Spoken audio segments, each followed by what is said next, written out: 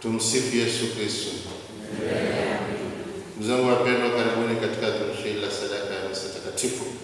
Katika misa hii tunaiadhimisha ni misa ya ubatizo. Watabatizwa wakatekumeni 9 na 12 watapata sakramenti ya kipaimara.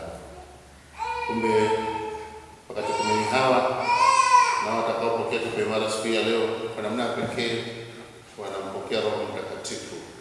Wanazaliwa mara ya pili kwa maji na Roho Mtakatifu kwa sakramenti ya ubatizo. Wameishi kwa muda mrefu hapa duniani bila kumwishi Kristo kama ipasavyo. Basi leo hii imempendeza Mungu, ni siku yao ya pekee kwamba wanakuwa wana wa Mungu na wa kanisa kwa kumpokea Kristo na kuishi maisha ya Kristo, kwa kumkiri Kristo na kumfuata kwa matendo yao na maneno yao. Tuwaombee imani watakaoikiri siku ya leo, kwa sababu ni watu wakubwa, wanakiri wenyewe, sio wazazi wao wanakiri kwa niaba.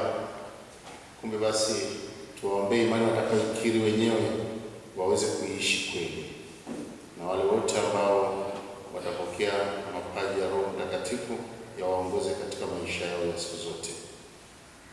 Tujute dhambi zetu tupate kustahilishwa kuadhimisha